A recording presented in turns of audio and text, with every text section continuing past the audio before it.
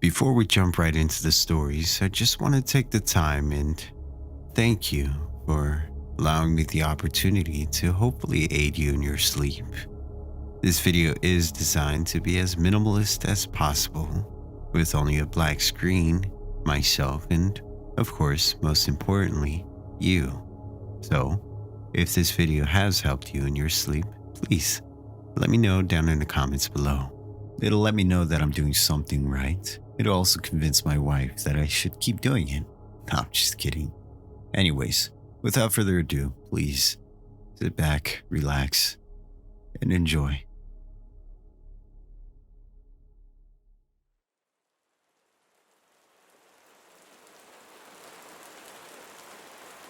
So, this happened about a year ago, and I'm still pretty shaken up by the whole event. And I thought I'd tell my story here. I live in the UK, and in autumn it gets dark at around 4 p.m. There was a school autumn break that week, so all the kids were at home.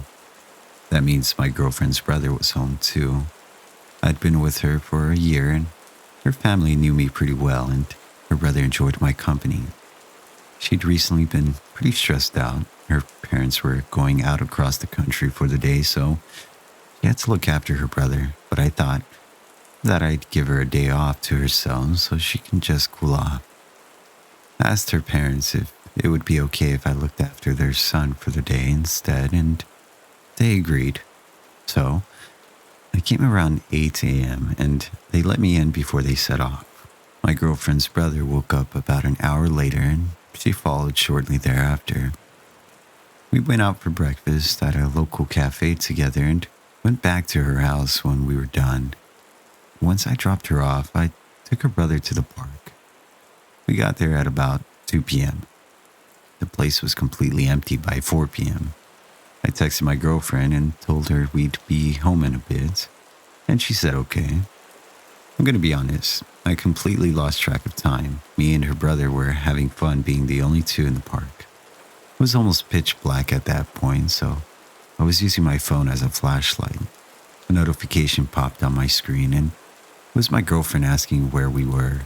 I responded, oops, and that we're coming home now, and told her brother we had to go. He sighed and asked if we could go down the slide, and I said yes. Before I went down, I knew what the park looked like. There were streetlights all around, benches everywhere, some trees, and places for the kids to play. When I came out of the slide, there was something weird. A man had appeared out of nowhere and was standing beneath one of the streetlights. He had a trench coat on and a beanie hat. I immediately got my girlfriend's brother behind me and called out to the man with a friendly "hi there." I got a response. He started groaning. I noticed he was swaying back and forth in the light. He had his mouth open, drooling with a blank look in his eyes. This man made me feel really uneasy. I picked little bro up and kept checking on the guy the entire time. I was walking down the path for about 2 minutes, periodically checking behind me, and thought I was in a clear, but I wasn't. I was on a straight stretch of a path with lots of streetlights when I saw him again. He was standing beneath one and looking up at it. He was playing with something in his hands. I looked closer and realized it was a damn knife. I kept walking and walking, checking behind me constantly. My girlfriend's little brother was so scared he had his head tucked to his chest. I noticed that the guy seemed to be moving to new streetlights whenever I turned around. Initially, I thought it was my eyes playing tricks on me, but I started counting them and realized 2 streetlights behind him had only turned into 5. I could faintly hear the groaning noise. He was occasionally moaning as well. I picked up the pace a bit and turned a corner, getting into the last stretch of street before I got to my girlfriend's house. That was when I heard him behind the row of bushes. That moaning noise sounded angry, and I heard his heavy footsteps pounding down the path. The man was running. I immediately broke into sprints and didn't stop until I turned into an alleyway at the front of the streets and got behind my girlfriend's house. There's a big bush there, so I crouched down behind that and spammed her phone with messages to open the back gate. I hugged her brother close until she opened it for us and got us in quickly. It felt like years. I went to the front of the house and had it confirmed that I'd managed to shake him. He was now in the street, circling where I'd been, outside of the alleyway just moments ago. He was still moaning. He had that knife in his hand still. He started kicking people's bins over. I called the police immediately, but he was gone by the time they arrived, and as far as I know, they never found him. There was a similar incident near the area a few months ago. I saw in a local Facebook group, but I don't think anything came of that either. Her parents thanked me for keeping her son safe and didn't hold any ill will against me for the situation. He went back to normal pretty much the day afterwards, but he still has nightmares about the event when my country isn't in lockdown. Funny enough, I'm still allowed to look after him with my girlfriend, but we haven't been to that park ever since, and I still check over my shoulder and break into a cold sweat every time I'm alone in the street.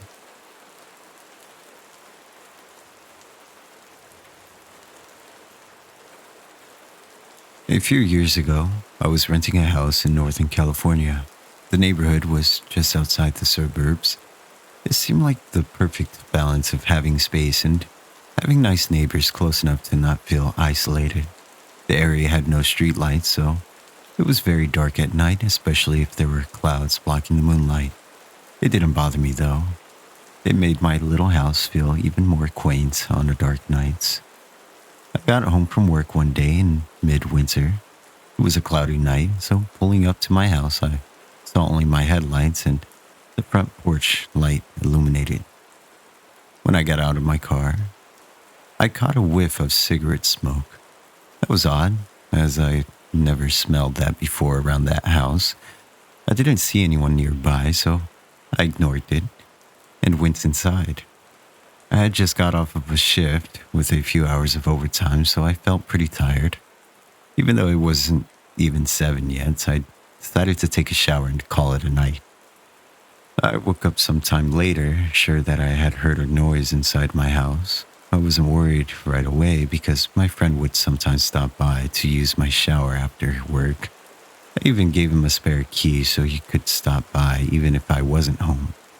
He would always text me to let me know beforehand though, and I hadn't heard my phone go off. I reached over to my bedside table and picked up my cell phone to see if my friend had sent me a text.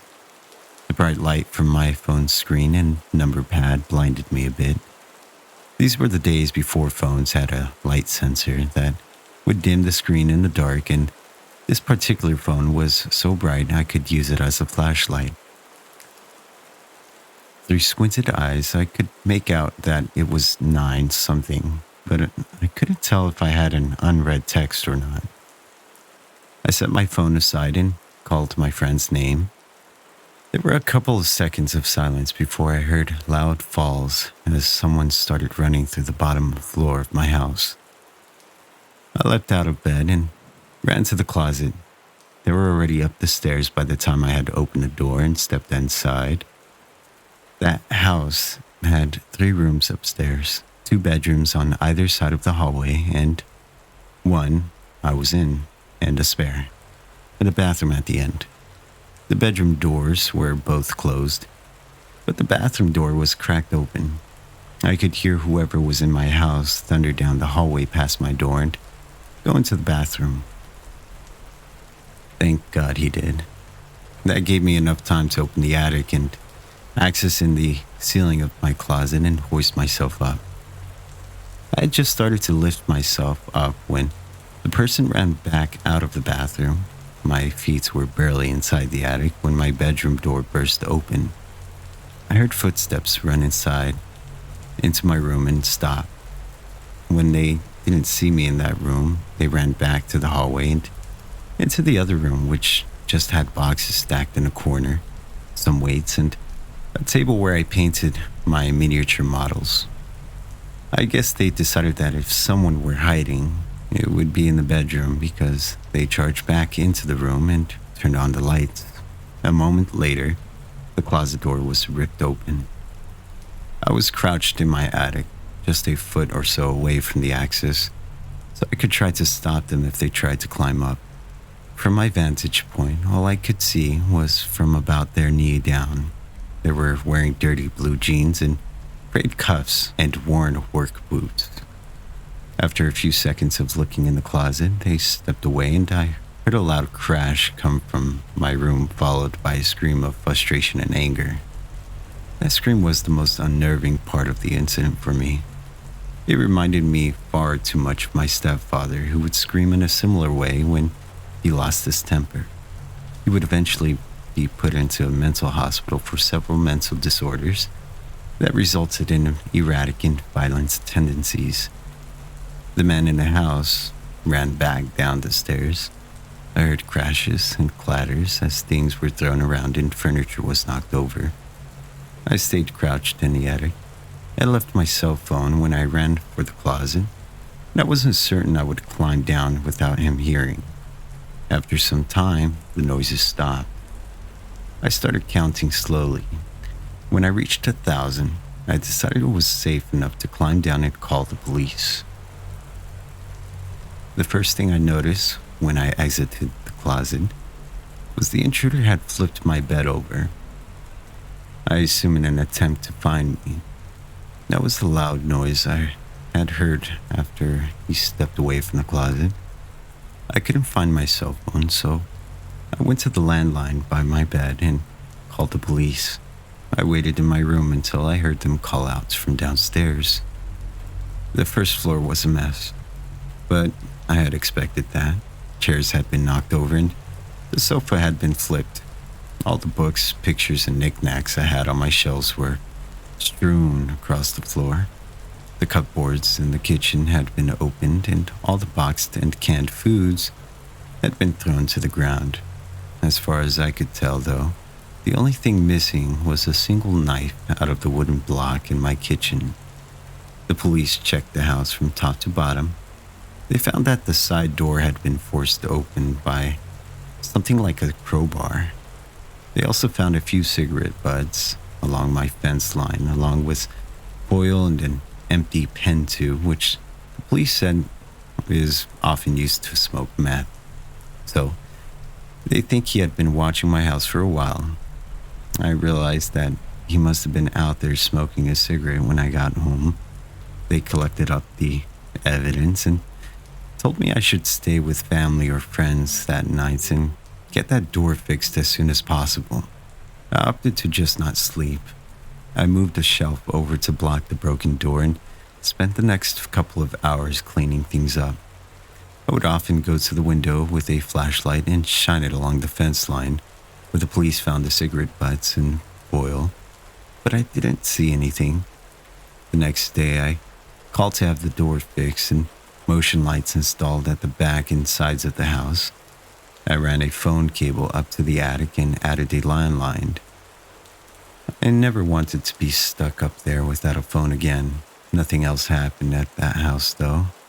I lived there another 3 years without an incident. One more precaution I took was practicing getting out of my bed and going to my closet and climbing up into the attic as quietly as possible. I even kept at it when I moved, except now I go to a crawl space at the back of the closet instead of the attic. I try not to think about what would have happened if I had been a bit slower getting to the attic or if he hadn't gone into the bathroom at the end of the hallway first.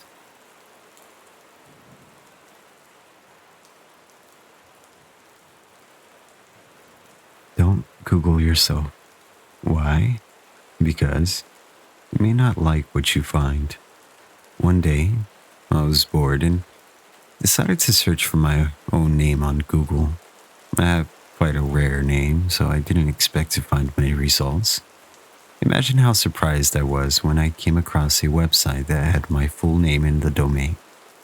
It was literally my name in the domain. When I clicked the link, it brought me to a message board. I looked at the profile for the website owner and find out that the person was the same age as me and had the same hobbies and interests. There weren't any posts on the message board, but I was intrigued, so I saved it in my favorites. It was about a month later. That's when I went back to the website. This time, it had more content. There were some diary entries, mostly random things like the weather was nice today or I'm so bored at work, things of that nature. However, as time went on, I began to notice more and more coincidences. The person lived in the same city as I did. It struck me as rather strange that two people with the same exact rare name would be living in the same city at the same time. At one point, I noticed that the contents of the diary were quite similar to my own life. One day, I went to a baseball game, and when I checked the website that evening, I found out that the owner on that site had gone to the same ball game. At first, I didn't think much of it. After all, tens of thousands of people in the city supported the same baseball team.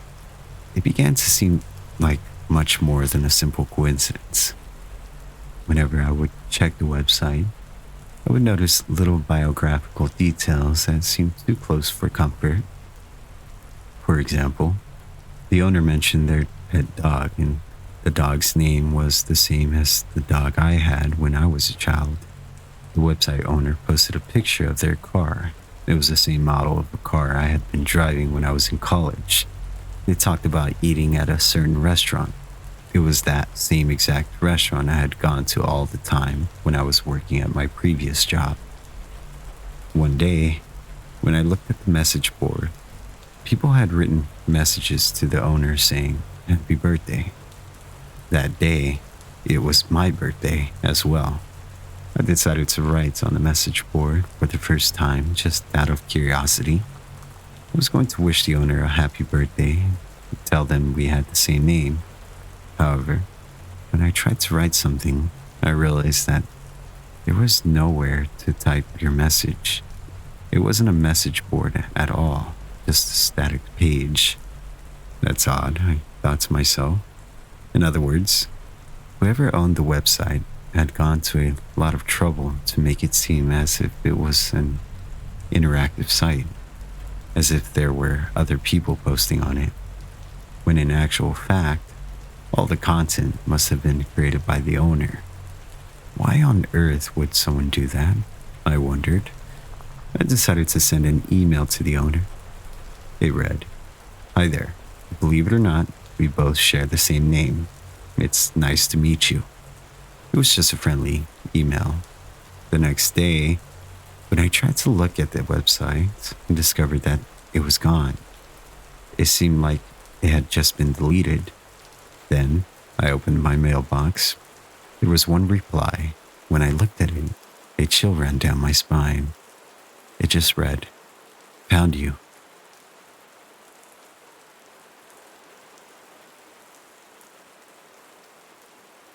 It was a chilly October night, the kind that whispered of the coming winter.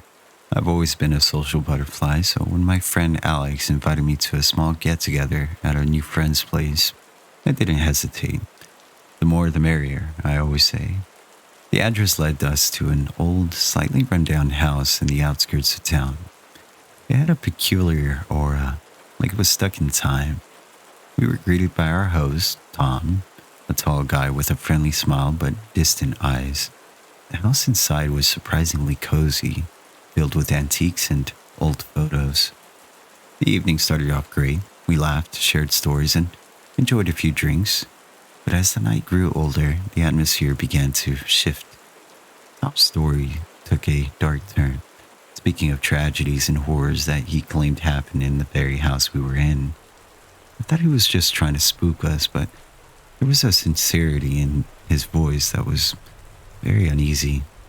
Then, things got really weird. Tom insisted we play a game he called Truth of the House. It was like Truth or Dare, but with a twist. The truths were all about revealing our deepest fears. Everyone hesitated, but not wanting to spoil the fun, we played along. One by one, we shared our fears. When it was Tom's turn, he revealed something chilling. My biggest fear, he began in a slow, deliberate tone, is that one of you will try to leave before you learn the truth about this very house. The room felt silent. It was then when I noticed the doors were locked from the outside. That's when I started to panic. Alex tried to call for help, but there was no signal. Tom's demeanor changed. The friendly host was gone, replaced by someone or something menacing. He started to tell us the true story of the house, a tale of lost souls, betrayal, and revenge. The story was terrifying, not just for its content, but for the way Tom told it, as if he was reliving it. We were captives in his twisted narrative. I can't tell you how, but eventually we found a way to escape. The night ended with police lights and a lot of unanswered questions. The house was investigated, but Tom was nowhere to be found. They say he was a drifter, no real identity or history. That night changed me. I'm more cautious now, especially about meeting new people. I learned the hard way that you never really know what secrets others might be hiding, or what stories a house might hold.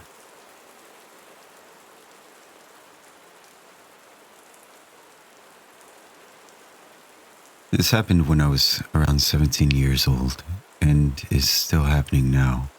At 17, I felt lost in the world and stuck in a job I disliked with work colleagues that didn't like me. This had to do with my accent, as I was quite well spoken, so they thought I was a rich kid. It all started on a Friday after work. The factory I worked in had a half day on Fridays, so I would just spend the rest of the day wandering around the city I lived in. It had been a tough day of relentless mocking, and I was reaching my breaking point. I went around the city looking for a new job. I visited the police recruitment center and even the International Red Cross. I just wanted to get away from it all. After a few hours, I had a bag full of career pamphlets and still no idea what to do with my life. I turned a corner and immediately saw a sign sitting in front of me. I can remember it so vividly now. It said, "Free personality test. Are you curious about yourself? Well, come in." I then looked up at the building, and in a big fancy sign outside it said, "The Church of Scientology." Now, before I continue, yes, I already knew about Scientology. However, I had a morbid curiosity about it. I had heard all the horror stories and goings on inside the church, but Tom Cruise was my favorite actor, and he seemed to have his life sorted out pretty good. My famous last words were right there. So, I went inside. I was immediately greeted by a very nice lady. She asked me about how I was doing and what she could do for me today. I asked if I could speak to somebody about the church and the personality test. She smiled and pretty much told me to have a seat and that someone would speak to me soon. After about a minute, I was introduced to an older man named Alan, and he was the head of my city Scientology center. Alan took me to a small room to talk privately. When we entered, I immediately noticed the large picture of L. Ron Hubbard on the wall. We sat down and genuinely had a nice talk. I told him about how I was unhappy about where my life was going. I told him about how I wanted to leave, plus all the trouble I was having at work. He seemed genuinely concerned for me, and I felt like he wanted to help. After a while of talking, I agreed to do the personality test. He gave me the test and left the room, saying to give the test to the receptionist after I had finished. 2 hours later, I finished it. Not joking. That's really how long it took. I handed it in to the receptionist, and she told me it would take some time to process. In the meantime, Alan had told her to take me to the private cinema and show me a film. I thought it was just going to be some old room in the back with a TV on the wall, but no. They did indeed have a private cinema. It could seat around 50 people and had a large screen in the front. It did feel a bit weird just being by myself in a cinema owned by Scientology, but I bet that hasn't happened to many people. Or maybe it has. Anyway, I sat down and they played me the film. It was about 30 minutes long and consisted of a narrator explaining those strange feelings you get sometimes, with some mediocre acting following along. I remember a section about how much you doubt yourself, knowing you have locked the door but going back to check it multiple times. At one point, the film showed how a past events that happened to your mother while she was pregnant with you could affect your life in a negative way. An example would be your mother was sick on a flight, so you're scared of flying. I also vaguely remember about rotten eggs and how an event involving them can hurt you. I know it sounds absurd, but in some ways, the film really made sense to me. When the film was done, I was taken to Alan's office and he told me about my results. He told me I was extremely depressed, one of the most unmotivated people he had even met, lacking cognitive thinking, and that I was a waste of talent. Now, this made me very upset, but Alan said he could help me. He gave me about 4 books and a DVD. He told me to read the books and watch the film before my course. I asked, what about the course, or what course was there? And Alan told me he had signed me up to do a course at the center. He convinced me that if I didn't do this course, that my life would soon spiral out of control.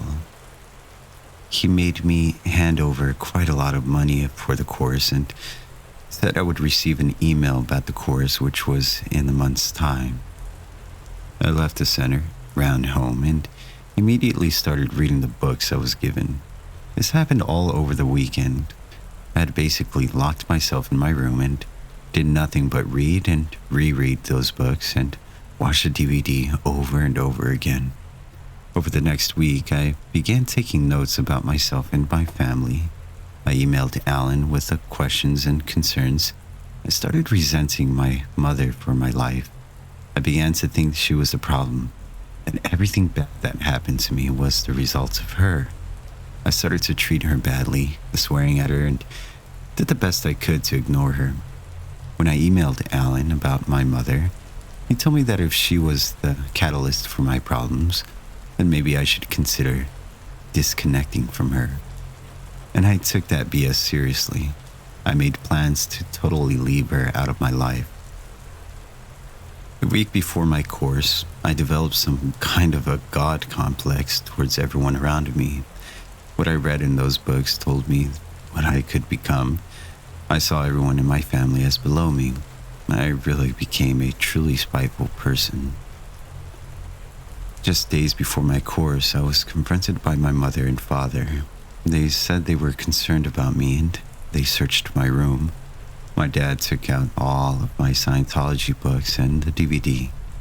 I was outraged. I screamed and cursed at my parents. I said horrible, wicked things to them.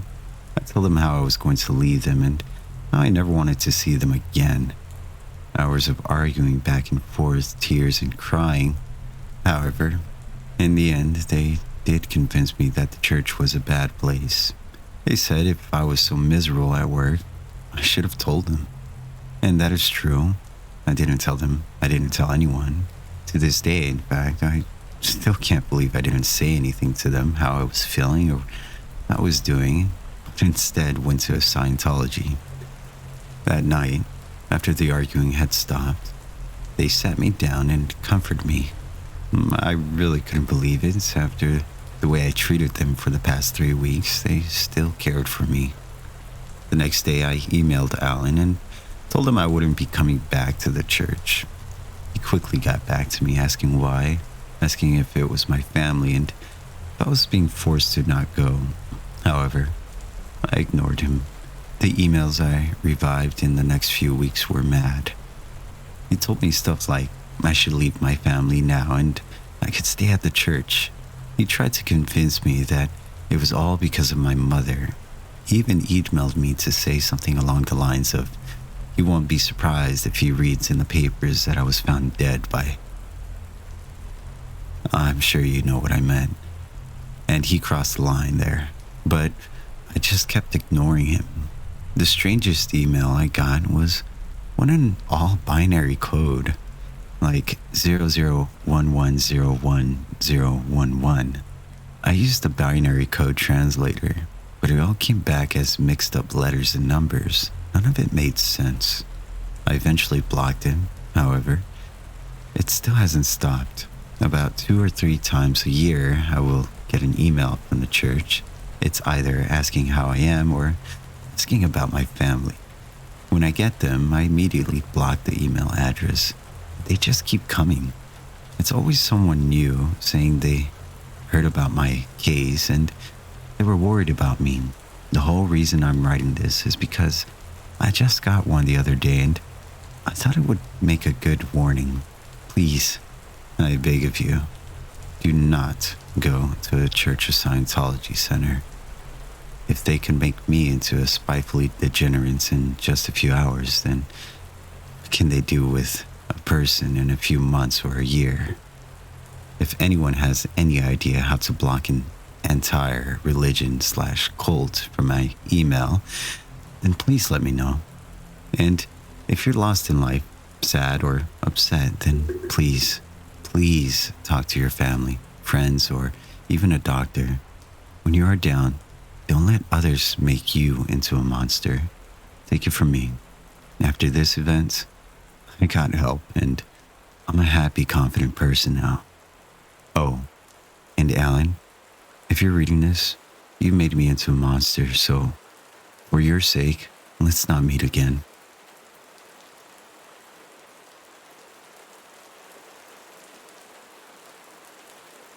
I had an incredibly frightening experience last night and wanted to know if anyone else here had a similar encounter.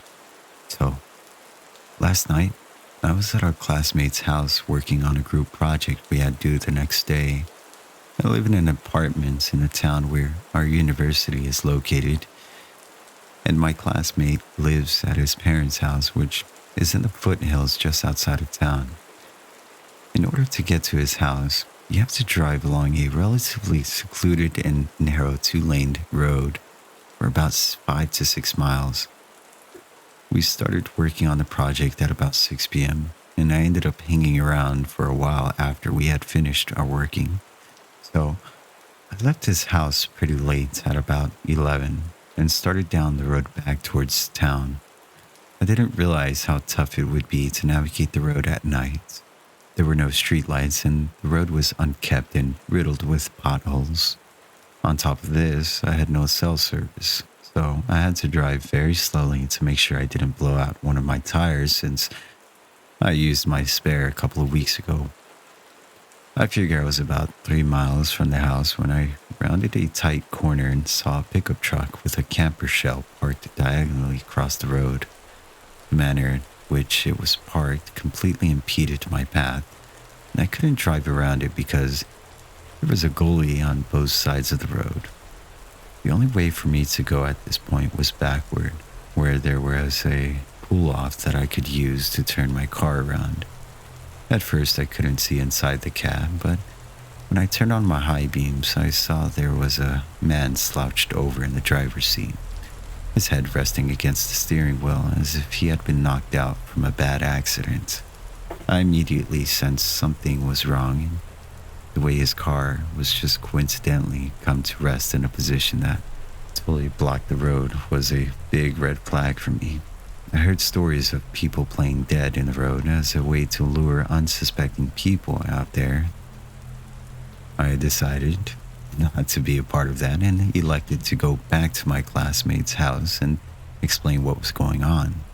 I threw my car into reverse and kept my eyes darting back and forth between my rearview mirror and the truck.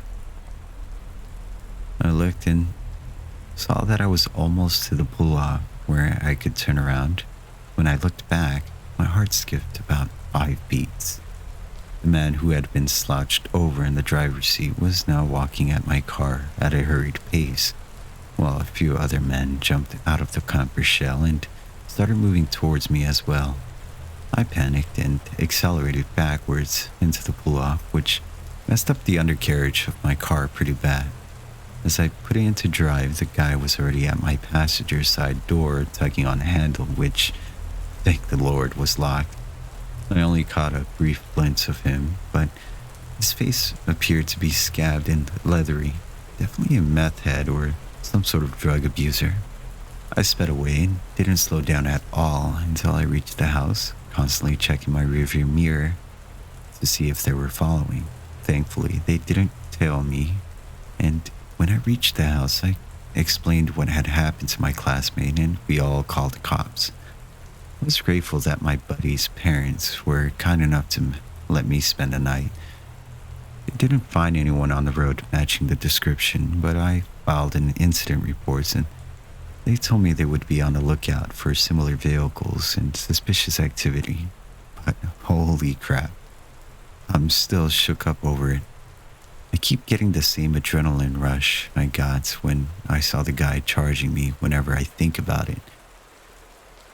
Please, share similar experiences if you've had one, as I would appreciate a good read or a good discussion to help clear my headspace.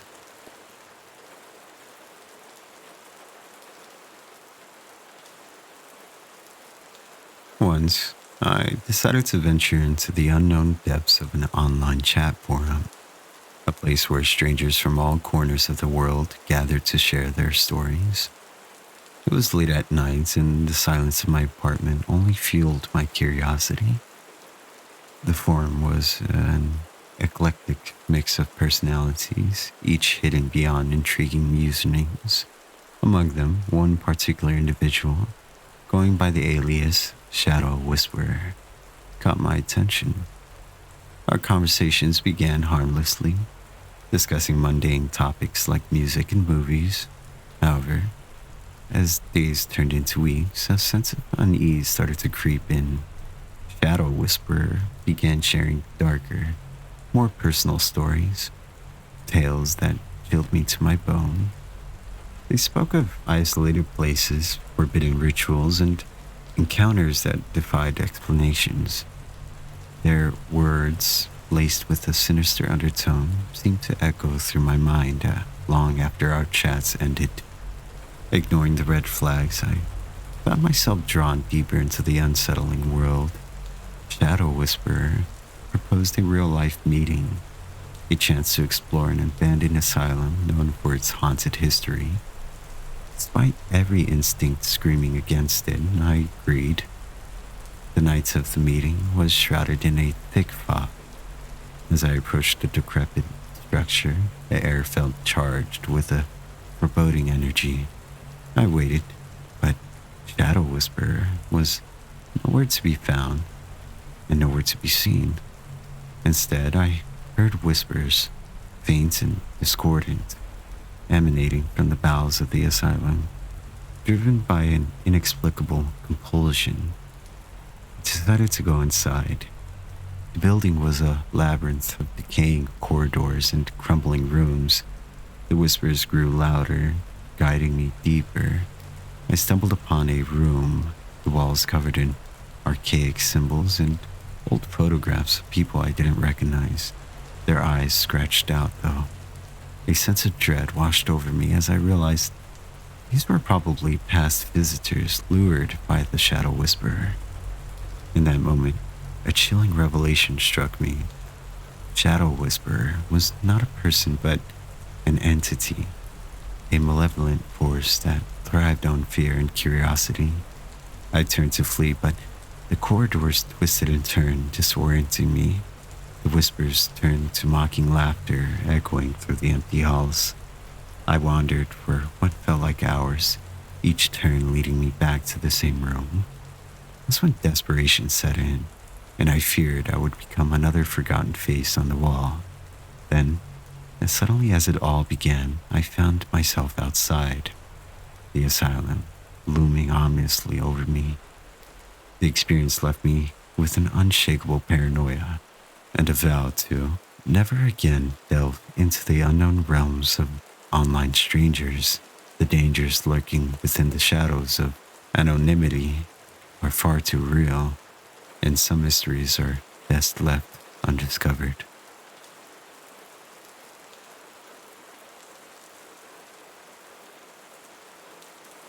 I apologize in advance since I'm not a good writer, but I'll do my best to share my experience here. To better paint the picture, here's a description of myself at the time of this incident. 5'5", 26-year-old woman, medium length bleached blonde hair, curvy 175 pounds, wearing black high-waisted tights and a pink crop top. 3 years ago, I was walking home late at night from my friend's house. It was dark, and at the time I lived in a rough part of a large city. I've had many sketchy situations that I've gotten myself out of, so I guess I felt sort of invincible, like nothing truly scary could ever happen to me. When I walk alone, I always stay very alert and aware of my surroundings for my own safety, just in case, About halfway home and roughly 10 minutes to my apartment, I noticed a van started tailing me. I was used to this since in my city it's very common for a young woman in a rough area to get propositioned for sex. It's embarrassing how desensitizing to this I was. I did my usual and crossed the road so that I would be walking beside the traffic heading in the other direction. I wasn't scared, just annoyed. The van then turned down a side street, then back onto the main road I was on and pulled up to me. At this point, I still wasn't scared. Again, this has happened so many times, and it never mattered if I was wearing something that showed more skin or if I was wearing a winter coat zipped from just below my chin all the way down to my ankles. That area is notorious for this type of activity. I decided to be more firm and told the person sternly that I'm not interested. I noticed there were two men in the van. They looked almost identical and may have been twins or brothers or something. Both men had a very, very dark complexion, dark eyes, and short, dark hair. The van didn't move. I was super annoyed and crossed the road again to get away. At this point, I figured this would be enough for them to start following me. But they didn't. They kept circling back every time I crossed the road. I've never had to put that much effort into getting a horny pervert to leave me alone. This is when I started feeling unsafe. They zipped by me at the speed the traffic was flowing in, and I yelled for them to screw off.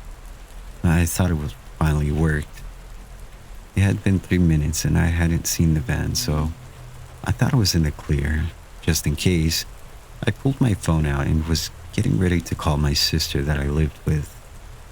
Just then, though, the van pulled up to me very quickly, and before I could even blink, one of the men jumped out of the van, opened the back door, and approached me quickly in an aggressive manner, as if he was about to scoop me up and throw me into the vehicle. The traffic in that area is very inconsistent. It was dead, and I imagine that is what they were waiting for. Just as the man was about to place his hands on me, I tilted my phone and said, "You're being filmed in my live video chat." I gave my friends your license plate number and the police had been notified. I was so scared, but I didn't let that show. I stayed as calm as I could. The man paused like he was considering if I was bluffing or telling the truth, so I tilted the phone more as if to give the fake audience a better look at him. He then jumped into the van and they sped off. I've never been the same since that night. I'm afraid of walking alone now, even in the daytime. Stay safe out there. And to the two creeps in a van, let's not ever meet.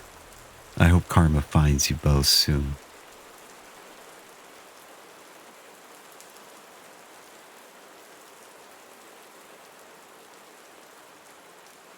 I still shudder when I think about that night I met him.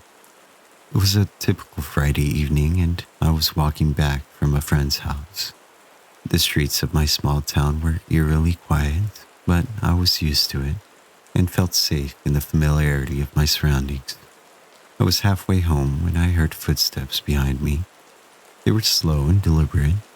I glanced back and saw a man in a dark hoodie. His face was obscured. Thinking he was just another pedestrian, I quickened my pace, but so did his footsteps.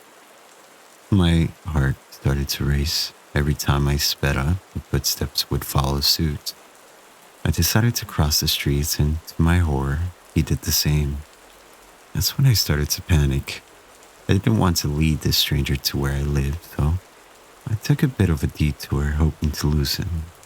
I cut through a series of alleys, but he was always there, just a few paces behind. At one point, I thought about confronting him, but the fear gripped my reality. The man's presence was menacing, and the way he moved was just unnerving. He never called out or tried to approach me, but his silent pursuit was terrifying. Finally, I saw the lights of a late-night convenience store and bolted towards it. I burst in, gasping for air, and explained the situation to the cashier. The man in the hoodie had just stopped outside, staring through the store's window. The cashier immediately called the police, but before they arrived, the man vanished into the night.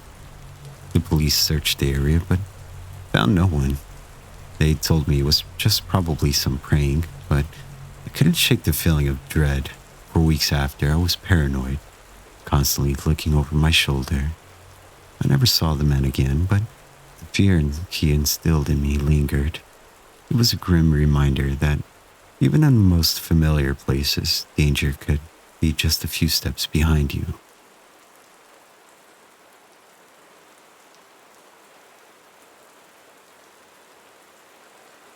This occurred in 2017, and it is 100% true. Due to a multitude of factors, including a recent death of a close friend, I was unbearably depressed at this time in my life. For that reason, my family flew across the country to visit me in LA, where I lived.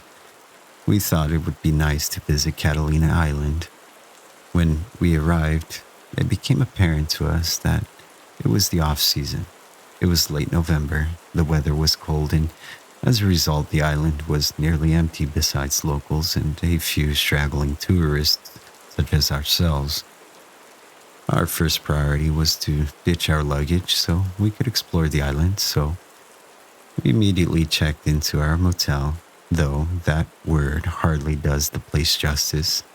I call it a motel because all the doors to the rooms exited to the outside, but in actuality, our room was one of 20 to 30 quaint guest house-looking buildings arranged in sort of a horseshoe shape. The entrance to the motel was essentially one of the points of this horseshoe, and if you walked dead straight, you'd reach the room we were given. So, from our room, one path led back to the streets, and the other further into the secluded maze of the rooms. Stay with me now. After a day of exploring and having just finished dinner, it was time for the cold, dark walk back to the room. Catalina Island is a decent distance from the mainland, and let me just say, it's dark. It gets really dark. Similarly dark was my headspace after the dinner conversation took a left-hand turn and my overwhelming depression got the best of me. I pulled my black hoodie tighter over my freezing ears and walked ahead of my parents to the hotel room, telling them I just needed to go to sleep. And I did immediately. Depression sometimes makes that easy. I was already losing consciousness as they entered after me, drifting off without so much as a good night. I then woke up to my mom saying my name, a harsh whisper. The room had two beds, my parents' bed closer to the door and mine. Further in my room, my mom's voice cut through the silence again. She sounded concerned for me. I didn't blame her, considering my mental state at the time. Groggy, I rolled over. As my eyes adjusted to the dim moonlight coming in through the curtains, I saw her turn to face me. She was surprised to see me in my bed. Her eyes got wide. If I'm in my bed, who was she talking to? We both looked back to where she was previously, looking to see a hooded figure in all black standing over their bed. I know this is Let's Not Meet, and you're reading this knowing a creepy thing is going to happen. It's in the title. But understand how horrifically startling it is to be on an island in the middle of the ocean and wake up to see a hooded stranger looming over you. This moment seemed to last forever. Life isn't like movies, where characters unleash a blood-curdling scream. Sometimes the only thing that comes out is something panicked and guttural. My mom's words became low and severe as she said my dad's name in a dire voice I've never heard her use before. Then, the hooded figure did something so bizarre and unsettling. It didn't advance towards us, but instead crouched in the corner near where it stood. The way it crouched was so absolutely unexpected, even in regards to the already unexpected situation, that it terrified me. It seemed animalistic. I knew two things. The hooded figure had been standing over us sleeping, and it's not acting in any sort of way that I can understand. As opposed to the infinite moments of this figure standing over us mere seconds ago, the series of events that unfolded when my hulking ex-military dad woke up happened in an instant. Suddenly, we were out the door, not knowing which way the intruder went. My mom was screaming. My dad was running down one of the paths of the horseshoe further into the hotel, shouting, and I ran down the other path towards the street. When I got there, not a sign of the intruder, but it became suspiciously quiet behind me. I ran back to the room to find my dad quietly walking back, his head low. He gets really close to me and I hear him say it's a kid. Some young teen, tall and lanky as I am in my 20s, wearing all black, including a black hoodie, went into the wrong room, our room. The one time my parents just so happened to forgot to lock the door. My mom woke up when he entered, and seeing a tall person in a black hoodie thought he was me, assumedly leaving the room in a depressive episode. And when the hooded figure crouched, that was him realizing his mistake and panicking. He was scared of us. As I got back to the room, my mom walked out and hugs the kid, who is now crying his eyes out. I would be too if a massive ex-soldier was sprinting after me with murder in his eyes. So, to the now traumatized kid from Catalina Island, I look forward to reading your Let's Not Meet of this same events from your perspective.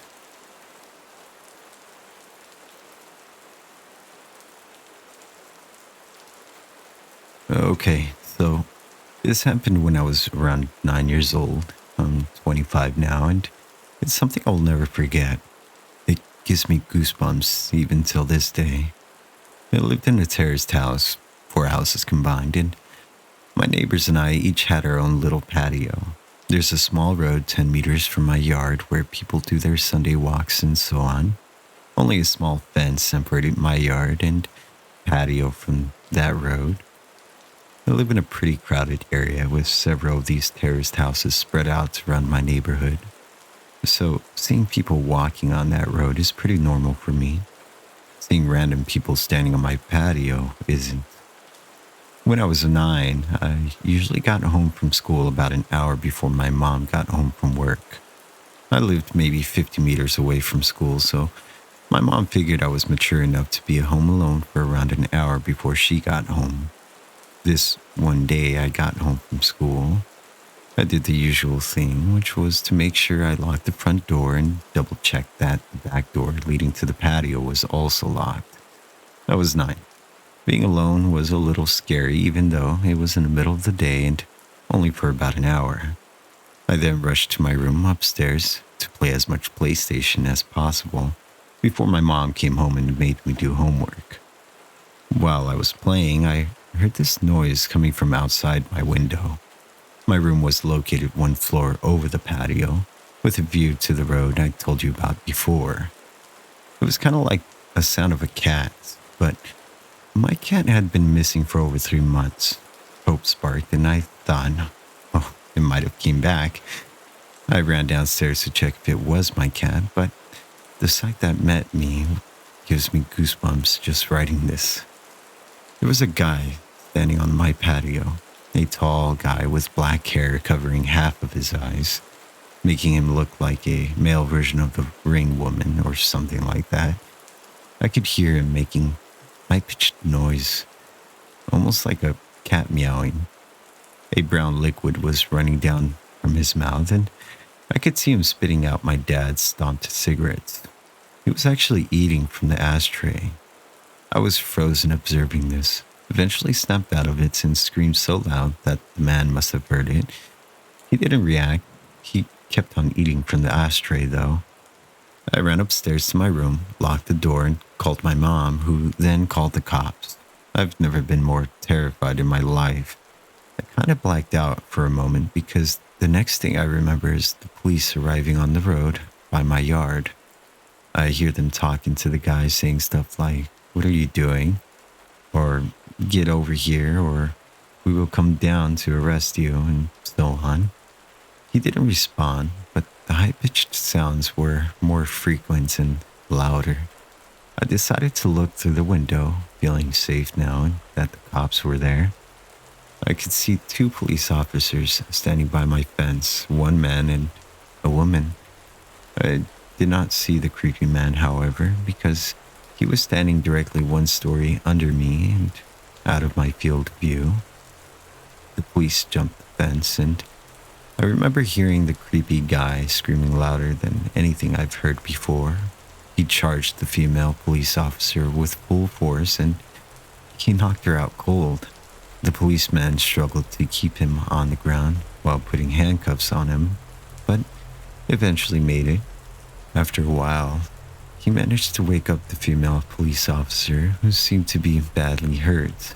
He called for backup in an ambulance, and then he sees me standing in the window above him. I started to cry. By this time, neighbors started to arrive, wondering what the hell was going on. One of my neighbors, an elderly woman, made me come down, and she took care of me until my mom came back home. The police took the creepy guy with them in the car and left. Before they left, they promised to come back and talk to us about what had happened. This is where the story takes an unexpected turn.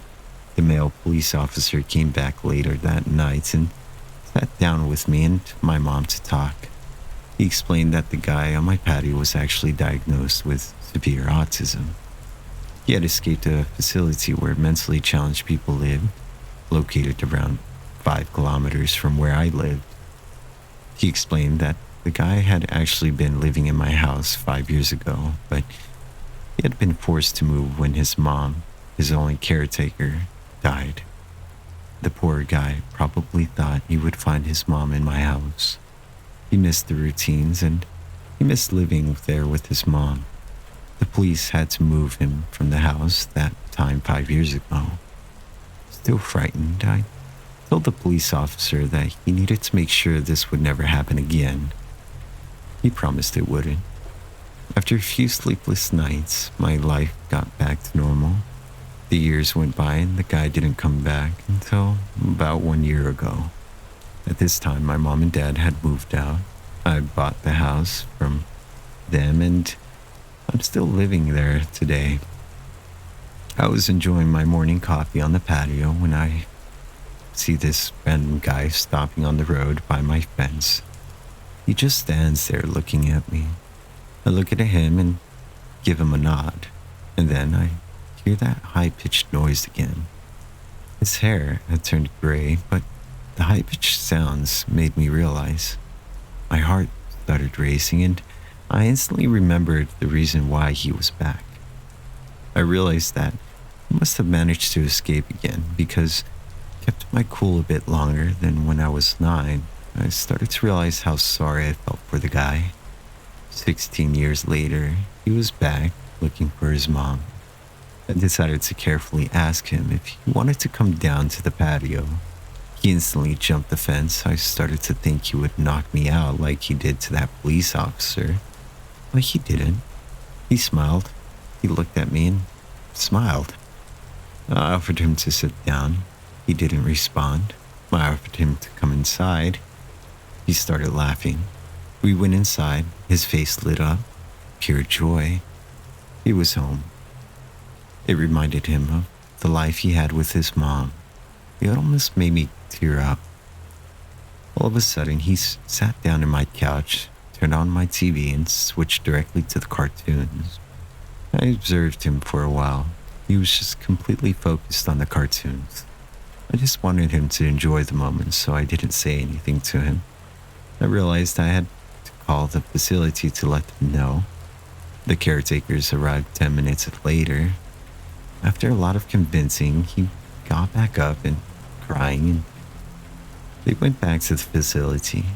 I called the facility 2 days later, where we made a deal. His name is Tom, and I now consider Tom my friend. So, every Sunday, from the day he returned, Tom and his caretakers visits me to watch cartoons. They say it's the highlights of his week. For several years, my thoughts were, let's not meet, guy on my patio eating from my ashtray. But now, my thoughts are, let's meet every Sunday to watch cartoons. My dear old friend Tom.